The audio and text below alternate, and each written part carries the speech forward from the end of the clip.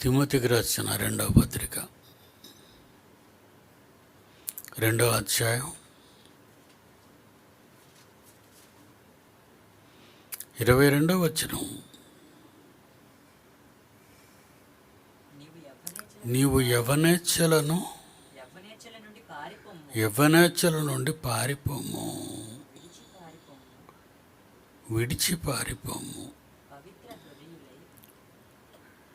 యవ్వన ఇచ్ఛలు, యవ్వన కోరికల నుండి విడిచి పారిపో అంటున్నాడు.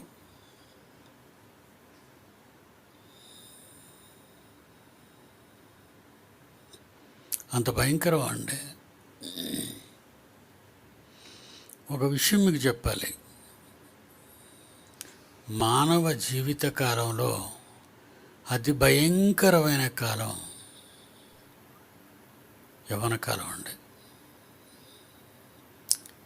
ఏదో వీళ్ళు మాట్లాడతారు స్వీట్ 16 అని.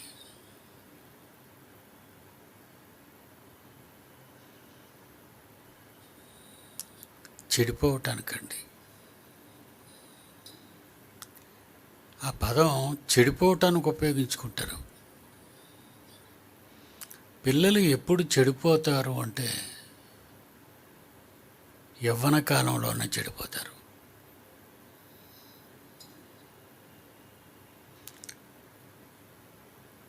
మూడిద్దరు ప్రేమించుకున్నారండి ఫేస్బుక్లో. ఆ పిల్లాడికి ఎయిడ్స్, HIV.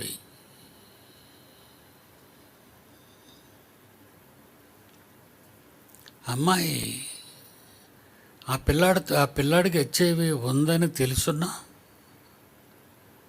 3 సార్లు ఆ అబ్బాయితో ఉంటూ ఆ పిల్లాడి HIV బ్లడ్ని, రక్తాన్ని అమ్మాయి ఎక్కించుకుంది.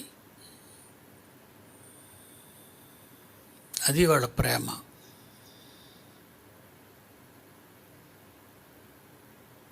అసలు HIV అంటేనే భయపడిపోతారు.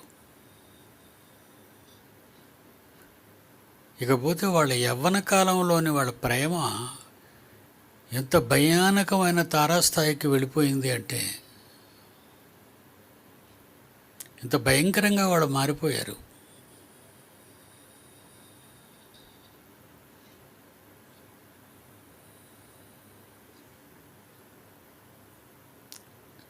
మొదటి కొరింథీ పత్రికలో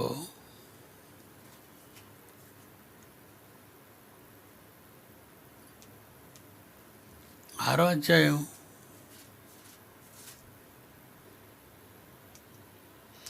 18వ వచనం.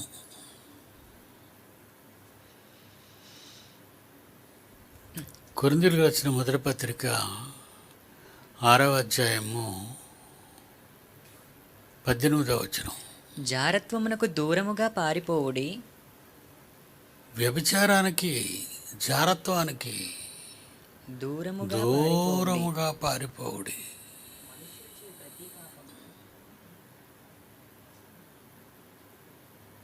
ఇక్కడే ఉంటున్నాడు. యవ్వనేచ్ఛల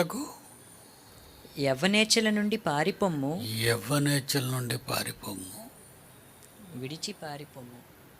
యవ్వనేచ్ఛలను విడిచి పారిపోము.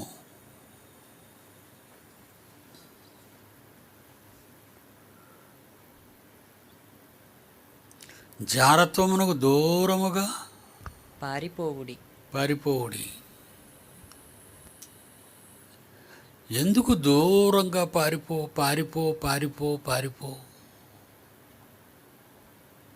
దూరంగా పారిపో, విడిచి పారిపో, వదిలి పారిపో. ఈ పదాలు యవ్వన కాలంలో యవ్వనస్తులకు చెబుతున్నాడు.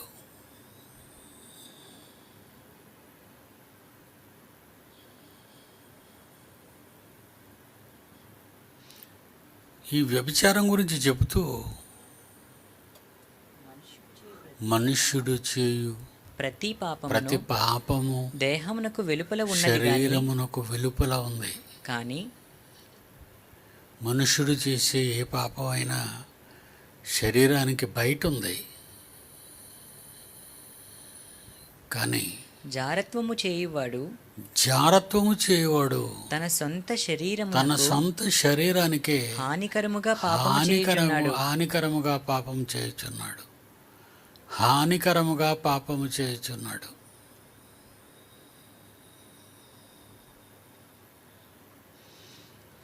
వాడికి హెచ్ఐవి ఉందని ఈమె హెచ్ఐవి ఎందుకు ఎక్కించుకుంది? చావటానికి, కలిసి చావటానికి ఇద్దరు. ప్రేమట. ఆ యవ్వన కాలంలో వాళ్ళకు వచ్చే ఆలోచనలు ఏంటి? ప్రేమ. ఎక్కడో ఫేస్బుక్లో పరిచయం, ఒక హెచ్ఐవి రోగికి, ఒక ఆరోగ్యకరమైన అమ్మాయికి వాళ్ళు ప్రేమించుకున్నారు, కలిసి ఉన్నారు. చివరికి వాడికున్న హెచ్ఐవి రక్తాన్ని సిరంజి ద్వారా తను ఎక్కించుకుంది.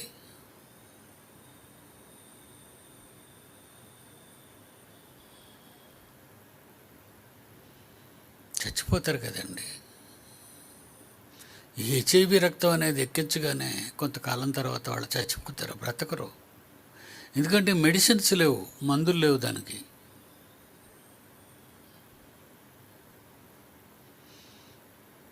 మానవ జీవిత కాలంలో పాడుకాలం, శాపకాలం, పాపకాలం అంటూ ఏమైనా ఉంటుంది యవ్వన కాలం. చాలామంది వాళ్ళ పిల్లలు యవ్వనానికి రాగానే వాళ్ళని చూసి పొంగిపోతుంటారు. మా పిల్లలు యవ్వనస్తులైపోయారు,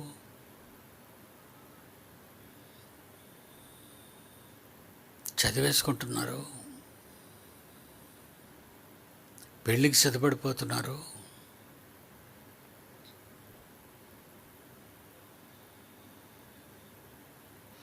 యవ్వన కాలము పాపకాలం. చెడిపోవటానికి అక్కడే వేళ్ళు వేయబడతాయి, అక్కడే వేర్లు వేయబడతాయి.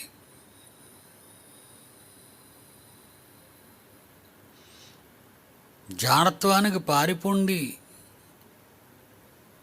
ఏ పాపమైనా శరీరానికి బయట ఉంటుంది, కానీ జారత్వం చేసే వాళ్ళకి తమ సొంత శరీరాలకే హానికరముగా పాపము చేయుచున్నారు. యవ్వన కాలం గురించి ఏమంటున్నాడు? నీవు యవ్వనేచ్ఛల నుండి పారిపో. యవ్వనేచ్ఛలను విడిచి పారిపోము. యవ్వనేచ్ఛలను విడిచి పారిపో.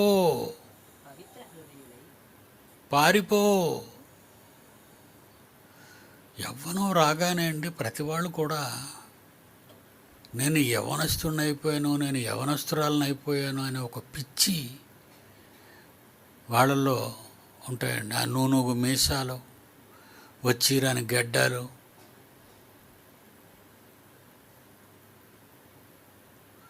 చెడిపోవటానికి ఆస్కారం. వాళ్ళు ఎన్నో దురాలోచనలు, ఎన్నెన్నో కోరికలు,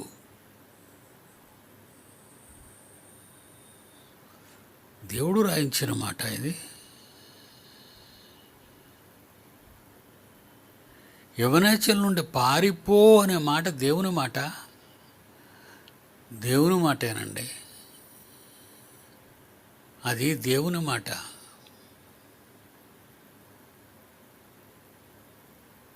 పారిపోవాలా? యవ్వనం అంటే పొంగిపోతావు, యవ్వనం అంటే సంతోషం అంటావు, తీపిగా ఉంటుంది, స్వీట్ అంటావు.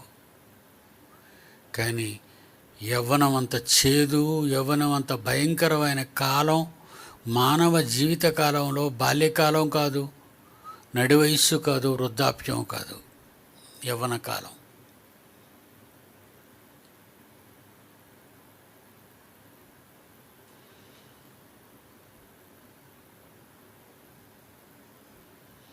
ఈ యవ్వన కాలంలో పారిపోమన్న దేవుడు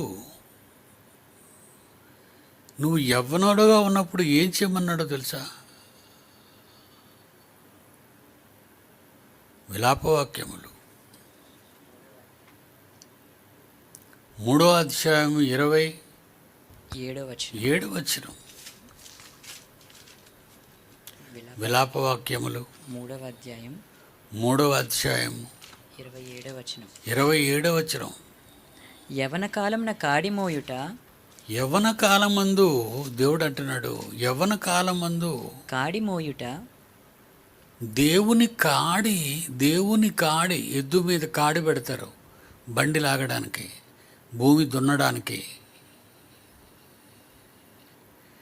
బండి లాగడానికి, భూమి దున్నడానికి ఎద్దుల మీద కాడి పెడతారు మెడ మీద.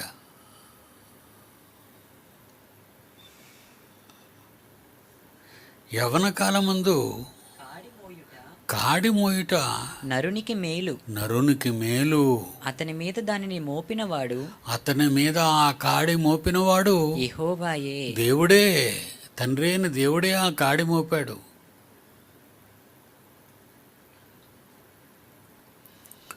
పిల్లవాళ్ళు యవ్వనానికి రాగానే తల్లిదండ్రులు చూసి పొంగిపోతుంటారు. పొంగిపోయే కాలం కాదది, మీ ఏడుపులు ప్రారంభమయ్యే కాలం. వాళ్ళు యవ్వనానికి వచ్చారంటే వాళ్ళని చూడగానే పొంగిపోకు. వాళ్ళ అంగవైకల్యం లేదంటే వాళ్ళ ఆరోగ్యం ఏదైనా సంభవించే కాలం.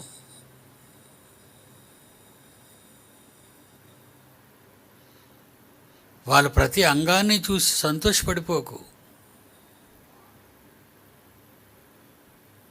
అది నాశనం అయిపోవటానికి సిద్ధపడుతున్న కాలం. ఈరోజు చూడండి, ప్రపంచవ్యాప్తంగా చెడిపోయిన వాళ్ళు యవనస్తులే.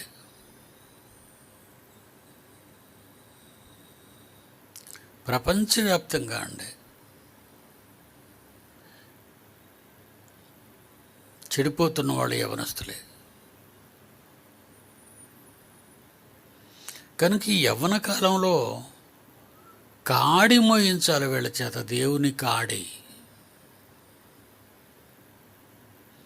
దేవుని పని అని కాడా, దేవుని జ్ఞానమని కాడా, దేవుని కార్యక్రమాల కాడా,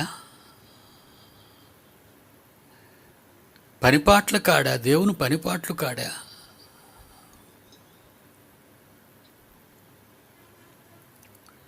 ఎంతోమంది యవనస్తులను చూశానండి, ఎంతోమంది యవనస్తులు అండి. గత 50 సంవత్సరాలలో నా లైఫ్ టైం పాత వాళ్ళు ఎవరూ లేరండి. పాత యవనస్తులు అంటూ ఎవరూ లేరు.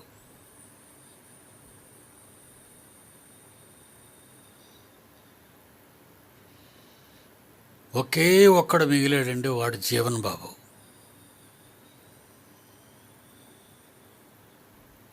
ఒకే ఒక్కడండి. చాలామంది పిల్లలు కన్నారు యవనస్తుల్ని, చాలామంది దేవుని సన్నిధికి తీసుకొచ్చారు వాళ్ళ పిల్లల్ని. కానీ ఈరోజు వాళ్ళ పిల్లలు దేవుని సన్నిధిలో లేరు.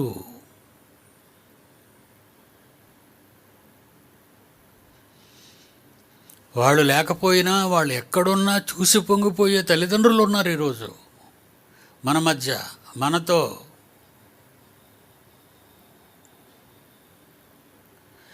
యవ్వన కాలంలో నా కాడి మోయు అని దేవుడంటే ఆ కాడిని మోయించకుండా కన్నవారే కాటేశారండి యవనస్తుల్ని, ఆడవాళ్ళని, మగపిల్లల్ని.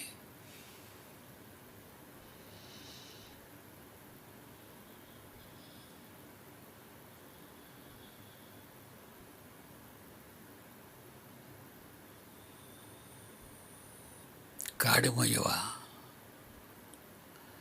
దేవుడు నీ మీద పెట్టే కాడి అసలు నీకు తెలీదా? తెలీదు. యవన కాలంలో దేవుని కాడి అంటూ ఒకటి ఉందనేది యవనస్తుల మీదే ఉంటుందని, అది యవనస్తులు మొయ్యాలని, యవనేచ్ఛలకు పారిపోవాలని, అలా పారిపోయి దేవుని కాడి కింద మెడ పెట్టాలని దేవుని కోరిక. కానీ ఎక్కడ పెట్టావు మెడ? మెడ దేనికి దించావు? ప్రేమకే? తిరగటానికా? చూడటానికా?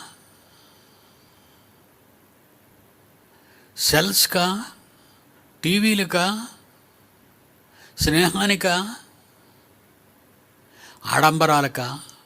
డ్రెస్సులకా? తిండికా?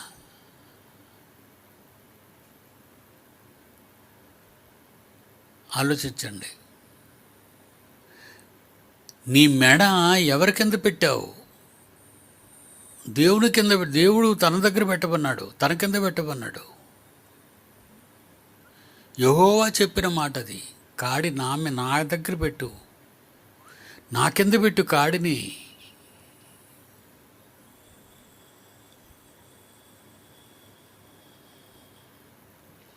బాల్యదశ తల్లిదండ్రులు చూసుకోవాలండి. బడి ఇల్లు తప్ప ఆ బాల్యదశలో వాళ్ళకేమీ తెలీదు. బడి ఇల్లు తప్ప ఆ బాల్యదశలో వాళ్ళకేమీ తెలీదు. యవ్వనం వచ్చిందనేసరికి ఆడపిల్లలకి మగపిల్లలకి స్వేచ్ఛ. నేను ఒక మనిషినే, నాకు అధికారం ఉంది, నేను నా ఇష్టాన్ని నెరవేర్చుకునే అవకాశం వచ్చింది, ఈ టైంలో నా అవకాశాలు సరదాలో నేను తీర్చుకుంటాను అనే భ్రష్టత్వంలోకి వెళ్ళిపోతారండి. ఈ దశ అది తల్లిదండ్రులకు తెలియనిది. తల్లిదండ్రులకు తెలియదండి. ఎందుకంటే వాళ్ళు తల్లిదండ్రుల దగ్గరికి రాగానే అపూర్వమైన నటన. మమ్మీ, డాడీ,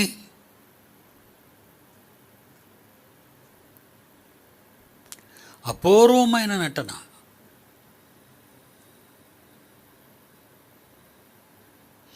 కానీ వాళ్ళు చెడిపోతున్నారు.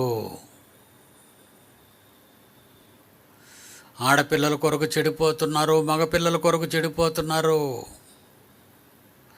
సరదాల కొరకు చెడిపోతున్నారు, సంతోషాల కొరకు చెడిపోతున్నారు, పాపాల కొరకు చెడిపోతున్నారు, మత్తు మందుల కొరకు చెడిపోతున్నారు, మందు పాత్రల కోసం చెడిపోతున్నారు, మందు తాగడం కోసం చెడిపోతున్నారు.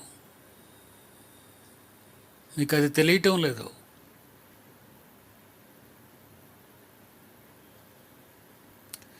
కొంతమంది తల్లిదండ్రులు ఎలా బలహీనపడిపోయారంటే, ఏమనంటే పిల్లాడు ఏమైపోతాడో. ఇది ఎక్కడ మాట? ఏమేనంటే ఏమైపోతాడో. ఏది బాల్యకాలంలో లేనప్పుడు, నడి వయస్సులో ఆలోచించినప్పుడు, వృద్ధాప్యంలో ఆలోచించినప్పుడు, యవ్వన కాలంలో ఏమనంటే ఏమైపోతాడో అనే ఆలోచన నీకెందుకు వచ్చింది? నీ బలహీనత. నీ ప్రేమని చెప్పుకుంటావు, అది ప్రేమ కాదు. వాళ్ళ నాశనాన్ని నువ్వు కోరుకుంటున్నావు. ఖండించు, గద్దించు, బుద్ధి చెప్పు అన్న దేవుడు ఏమైపోతాడో చెప్పకండి అని అనలేదు బైబిల్లో. ఖండించు, గద్దించు, బుద్ధి చెప్పు. ఏమైపోతాడు? ఏం కాడు. ఇలా ఎందరో తమ పిల్లల్ని ఇప్పటికీ పాడు చేసుకుంటున్నారు. ఇప్పటికీ పాడు చేసుకుంటున్నారు పిల్లల్ని.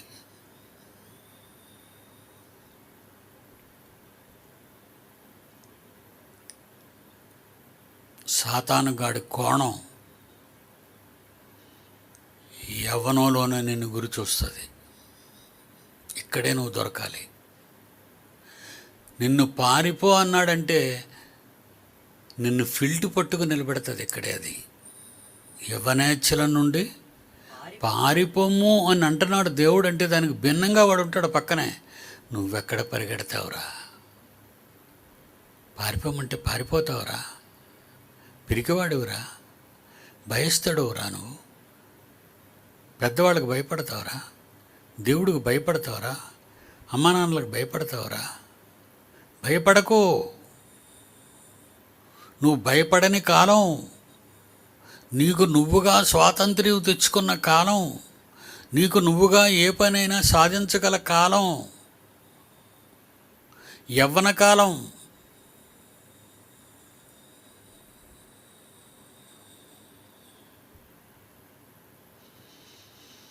ఈ యవ్వన కాలానికే గట్టు వెయ్యాలి అనుకున్నామండి. అదే బైబిల్ కాలేజ్, మోదవలస, విజయనగరం జిల్లా.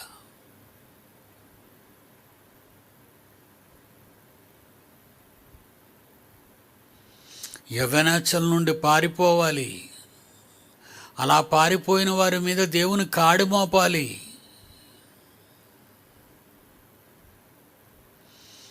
దేవుని కాడి వాళ్ళ మీద మోపాలి నడిపించడానికి.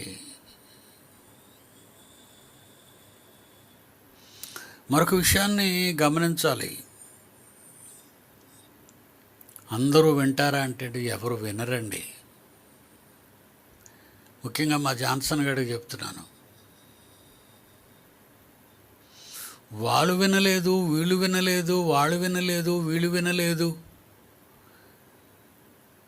ఎవరు వినకపోయినా వీడు నలిగిపోతున్నాడు ఈ మధ్య. వాడి చిన్నతనాన్ని చూసి నాకే జాలి అనిపిస్తుంది.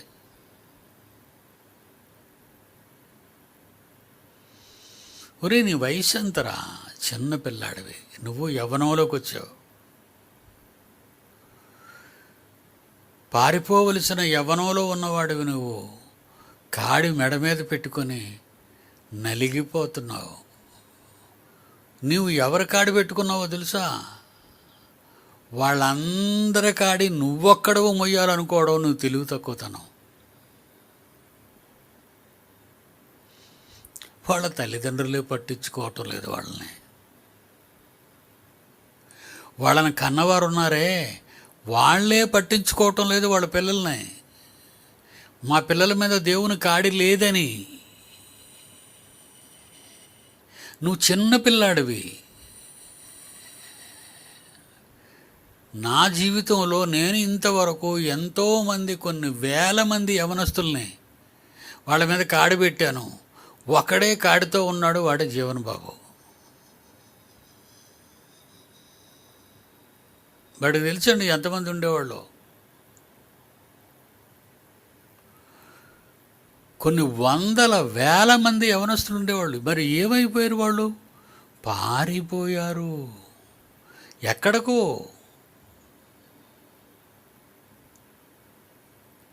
యవనేచ్ఛలను అనుభవించటానికి.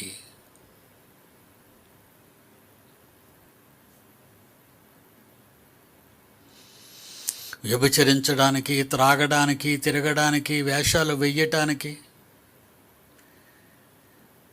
కట్టుబట్టలకు, షోకులకు అలవాటు పడి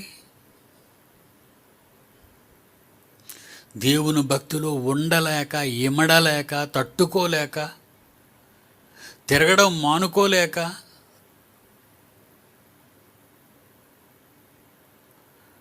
వెళ్ళిపోయారు. జాన్సన్ వినాలి ఇది. కొన్ని వేల మంది వెళ్ళిపోయారు. మరి అలానే మీ తాతయ్య ఏమైనా బెంగ పెట్టుకున్నాడా? ఇప్పటికే అలానే మీ తాతయ్య బెంగ పెట్టుకున్నాడా వాళ్ళ మీద? లేదు. నిన్నేం చేయమన్నాడు? నీ డ్యూటీ ఎంతవరకు? ఖండించు, గద్దించు, బుద్ధి చెప్పు, తర్వాత దండం పెట్టి వదిలేయి. ఉంటే ఉంటారు, పోతే పోతారు. నేను అంటుంటాను కదా, నేను ఎవరిని రమ్మని బ్రతిమలాడను,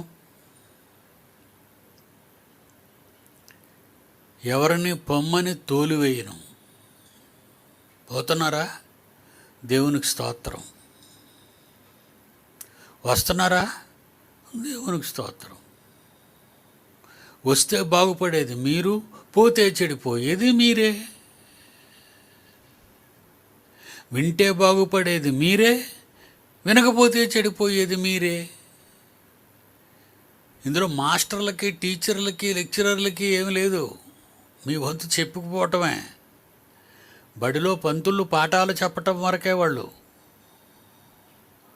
నువ్వు పాస్ అవ్వకపోతే మంచం పట్టరు మాస్టర్లు. నువ్వు పాస్ అవ్వలేదనుకో మాస్టర్ దగ్గర చదువుకొని, మాస్టర్ మంచం పట్టాడు.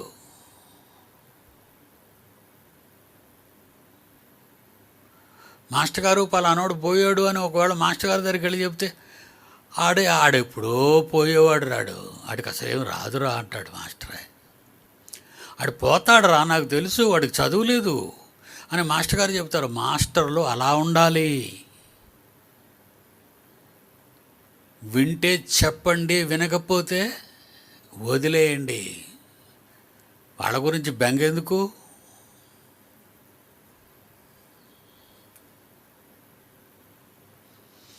కాలేజీకి ఒక మంచి ఆఫర్ వచ్చింది. పిల్లలు జాయిన్ అవ్వడానికి సిద్ధపడుతున్నప్పుడు కొంతమంది పిల్లలు ఫోన్ చేసి, అయ్యా మా యవ్వన కాలాన్ని సంవత్సరంలో బైబిల్ పోస్ట్ గ్రాడ్యుయేషన్ చేసేయడానికి సిద్ధపడుతున్నాం. 1 ఇయర్లో, 8 ఏళ్ళు కాదు, 1 ఇయర్లో. అయితే మేము మా భార్యలను తీసుకొని వచ్చి ఆ పరిసరాల పల్లెల్లో ఇళ్ళు అద్దెకు తీసుకొని కాలేజీకి వచ్చి చదువుకోవచ్చా అన్నారు. మీదే ఆలస్యం అన్నాం.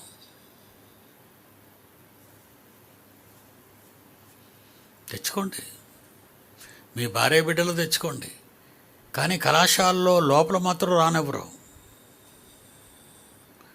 ఇళ్ళు అద్దెకు తీసుకుంటారట వాళ్ళే. ఆ కాలేజీకి చుట్టుప్రక్కల ఇల్లులు అద్దెకు తీసుకొని అద్దెంట్లో కాపురం ఉంటూ బడికి వచ్చి చదువుకుంటా ఉంటున్నారు. వండర్ఫుల్. చదువుకోండి, తప్పనిసరిగా చదువుకోండి. పట్టుదలతో చదువుకున్న వారికి సంవత్సరంలో స్వర్ణావకాశం ఇది. 8 డిగ్రీలు, 8 సంవత్సరాల డిగ్రీ ఒక సంవత్సరంలో పూర్తి చేయటువంటి విశేషం.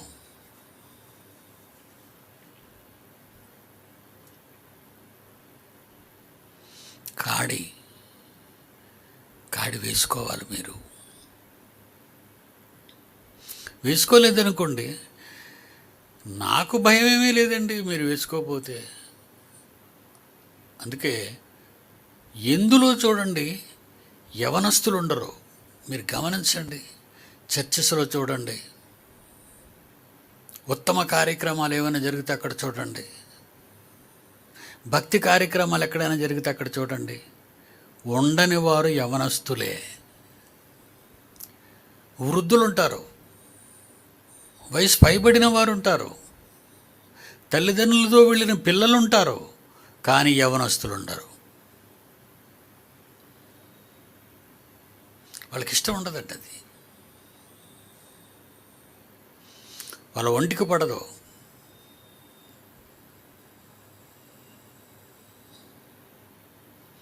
కర్ణాటకలో గంగరాజు 2012లో చిన్న పిల్లలు, 2 మగపిల్లలు తీసుకొచ్చాడు. డబ్బు పట్టుకొని వచ్చి, అయ్యా వీళ్ళని చిన్ననాటి నుంచి మీ దగ్గర ఉంచండి అన్నాడు. అప్పటికి ఆర్బీఐ పరిస్థితి బాగులేకపోవటం వల్ల మీ పిల్లలు మీరు తీసుకువెళ్ళిపోండి. యవ్వనానికి వస్తారే, యవ్వనానికి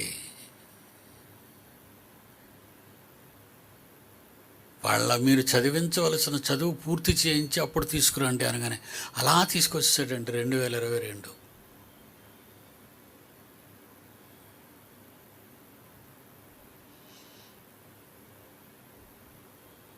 వచ్చేసాడండి, తీసుకొచ్చేసాడు తండ్రి కొడుకుని.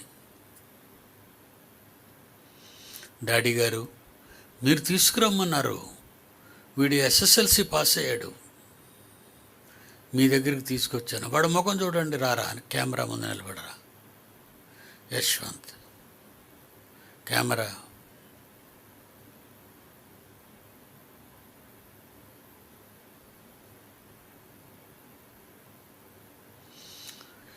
ఏమంటే వీడు ముఖంలో రౌడీ లక్షణాలు ఏమైనా కనబడుతున్నాయా? పొగరబోతు లక్షణాలు ఏమైనా కనబడుతున్నాయా? గర్వం ఏమైనా కనబడుతుందా?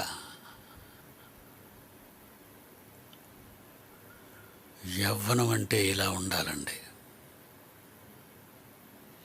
నేను ఇలాగే ఉండేవాడినండి యవ్వనంలో. అలా ఉండబట్టే ఈరోజు ఈ ప్రపంచ స్థాయిలో వచ్చి నిలబడ్డాను. వాడు అమాయకత్వం చూడండి, ఎక్కువ మాట్లాడండి, అనవసరంగా బయటికి వెళ్ళండి. 4 మాసాల్లో వాడు వచ్చి 4 మాసాల్లో డిప్లొమా ఫస్ట్ ఇయర్ పరీక్ష రాసేసాడండి. SSLC pass అయ్యాడండి. వాడి ప్యాంటు చూడండి, వాడి చొక్కాలు చూడండి.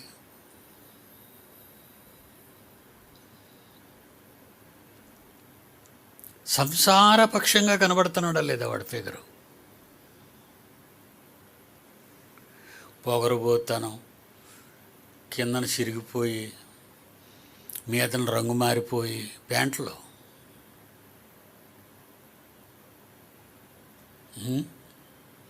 చిన్న చిన్న మొలకలు మొలుస్తుంటే గడ్డాన్ని పెంచడం, చిన్న చిన్న మొలకలు వస్తుంటే మీసాలు ఉంచడం,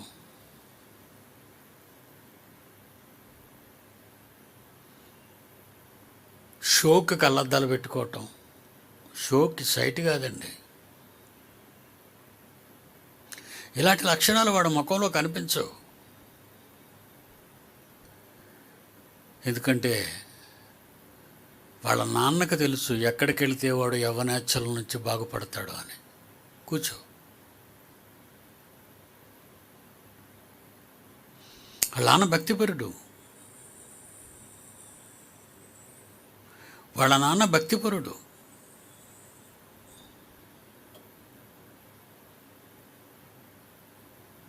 వాడితో అంటాను, నాన్న మగాడిగా కాదురా, నువ్వు చిన్నపిల్లాడిగానే ఉండాలిరా అంటాను. ఇప్పుడు వాడితో నేను చెప్తున్న భాష అండి అది. మగాడిగా కాదు, నాకు మీసాలు వచ్చాయి, నేను గిన్నె పట్టుకోను, నేను గిన్నె కడగను, నేను ఎంగిలెత్తను, నేను బల్ల తోడను, నేను వంట పాత్రలు కడగను. అమ్మ తబిత, నీవు ఏ ఏ పనులు చేస్తావో వాటన్నిటినీ వాడి చేత చేయించు అని వాళ్ళ అక్కకి చెప్పాను. ఒక ఆడపిల్లగా నువ్వు ఏ ఏ పనులు చేస్తావో ఆ పనులన్నీ వాడి చేత చేయించు. ఎందుకంటే కాడివాడి మెడ మీదకి రాబోతుంది దేవునిది.